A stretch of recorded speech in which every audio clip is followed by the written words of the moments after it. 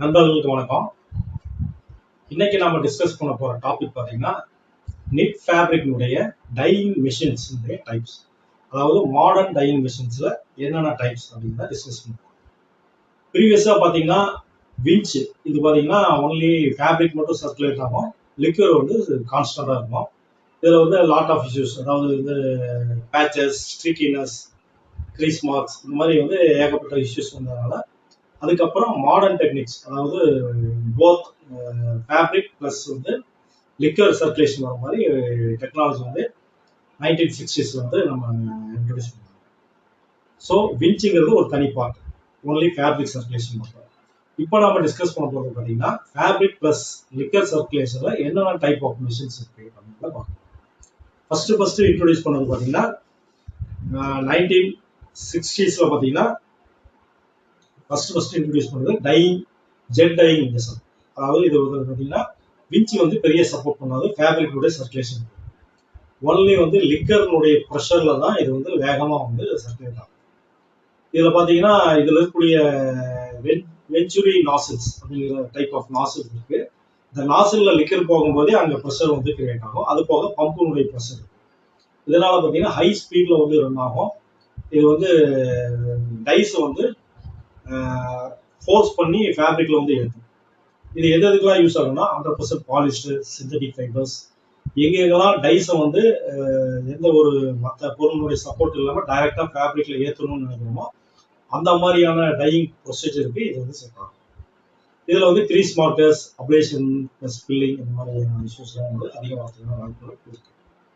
அதுக்கப்புறம் பார்த்தீங்கன்னா overflow dyeing வந்து 1970 வந்து இன்ட்ரடியூஸ் பண்ணாங்க. இதில் என்ன பண்ணுவாங்க அப்படின்னு பார்த்தீங்கன்னா ஃபேப்ரிக் வந்து சர்க்குலேட் ஆகும்.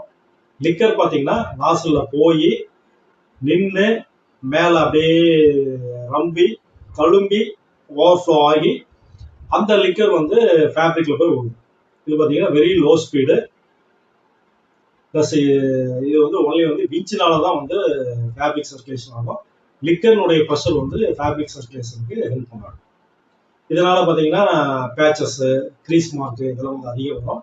இதை வந்து மோஸ்ட்லி வந்து automobile textile, home textile, medical textile இந்த மாதிரியான பொருள்கள் தான் அதிகமாக வந்து யூஸ் பண்ணுவாங்க.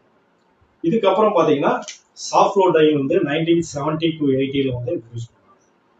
இதில் என்ன ஆகுன்னு பார்த்தீங்கன்னா ஃபேப்ரிக் விஞ்சு வந்து ஃபேப்ரிக்கை வந்து சர்க்குலேட் பண்ணுவோம். இது வந்து லிக்கர்னுடைய ப்ரெஷர் வந்து அதுக்கு வந்து சப்போர்ட் பண்ணும்.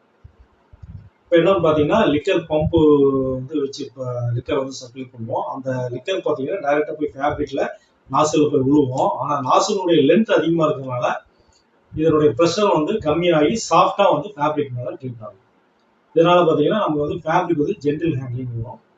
இது வந்து ஓரளவுக்கு மீடியம் ஸ்பீடில் ரன் ஆகும். நமக்கு வந்து பேச்சஸ் இந்த மாதிரியான இஷ்யூஸ், பில்லிங் இந்த மாதிரி இஷ்யூஸ்லாம் வந்து அவாய்ட் ஆகும்.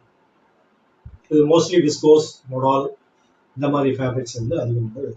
இதுக்கப்புறம் பார்த்தீங்கன்னா 1990 பார்த்தீங்கன்னா ஏர்ஃப்ளோ டையிங் வந்து இன்ட்ரடியூஸ் பண்ணாங்க. இது என்னன்னா ஏர் வந்து ப்ளோயர் ஏர் வந்து ஹை ப்ரெஷர்ல ஏர் வந்து லிக்கர் கூட மிக்ஸ் பண்ணி வந்து வாட்டர் ஃபேப்ரிக் வந்து ப்ரெஸ் பண்ணுவாங்க.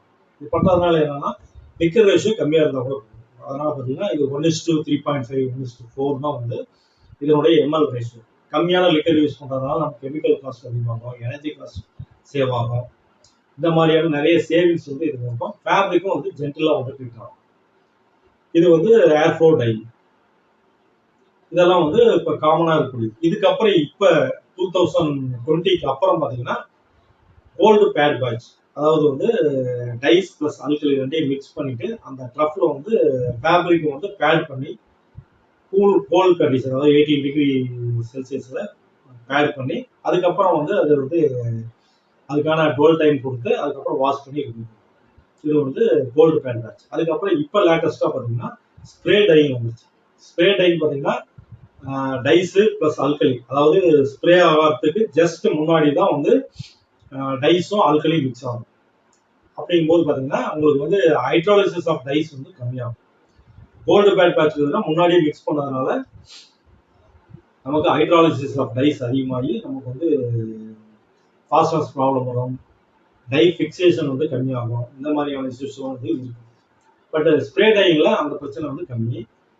கோல்டு பேட் பேட்சோட ஸ்ப்ரே டையிங் வந்து ஒன் ஆஃப் த அட்வான்டேஜஸ். நன்றி.